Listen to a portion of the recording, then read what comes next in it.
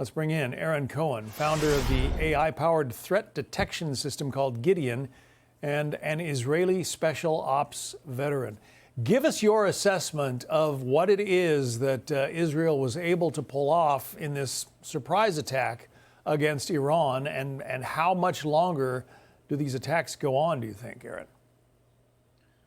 Well, it's a good question. I want to talk about the infiltration, the deep coordinated infiltration by Israel's intelligence apparatus, Mossad. This wasn't just a strike. This was a deeply coordinated operation, which has been years in the planning. And Mossad operatives were inside Iran long before the airstrikes.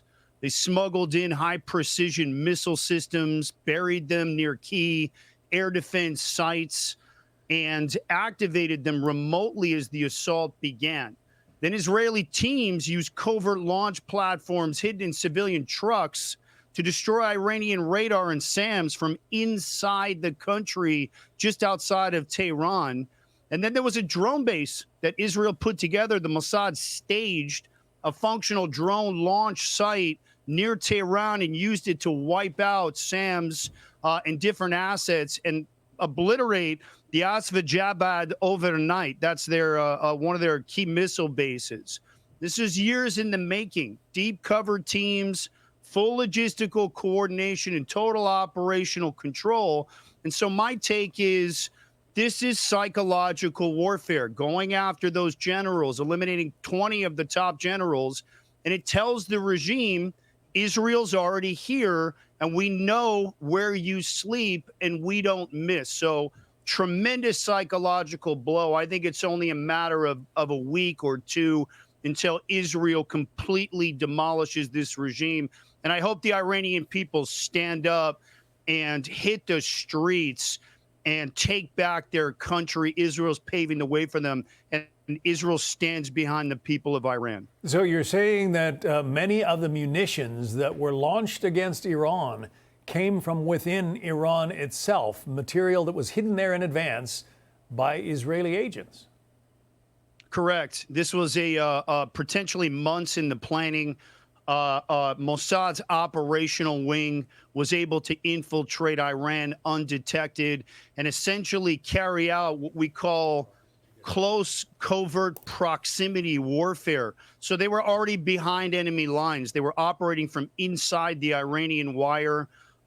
It's tremendously psychological, but it's also very selective. It allows Israel to go after specific targets. It's an incredible operational capability that we have in Israel. Our intelligence assets, we've been targeting Iranian nationals for years. We're able to flip them and get them to feed us actionable intelligence to build out these types of operations and pave the way for those Israeli airstrikes. So you got two operations here combined into one. You had the complete dismantling or almost complete dismantling of Iran's nuclear program combined with targeted assassination. So it's a precedent. It's going to be taught at war colleges for years, and I think it's going to change that paradigm in the Middle East, bring the Saudis and the Gulf regions to the table, to the Abraham Accords, but the bully had to be put down, and I think Israel is changing the paradigm on the ground completely. Yeah, and you know, this makes the explosive beepers project look almost like child's play compared with what the Mossad seems to have pulled off here. Well, the Mossad, the beeper operation was also incredible. Again, special operations focused. All of it matters. All of it designed to weaken Iran's terror proxies. The beepers obviously was Hezbollah. I mean, look, Israel's talent and their skill in the intelligence warfare space has always been their ability to be able to create very elaborate productions in areas of operation. For with the beepers, it was being able to target and flip assets to create almost a full production. In this case, this was targeted specifically at Iran. And this is the language of the Middle East. You know, in Hebrew, we say, and the language is strength.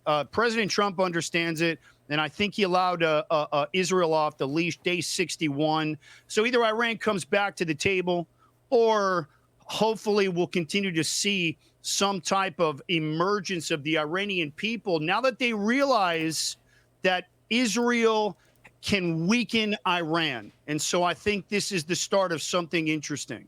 Yeah, and what about the Iranian people? What do you expect or hope to see from them?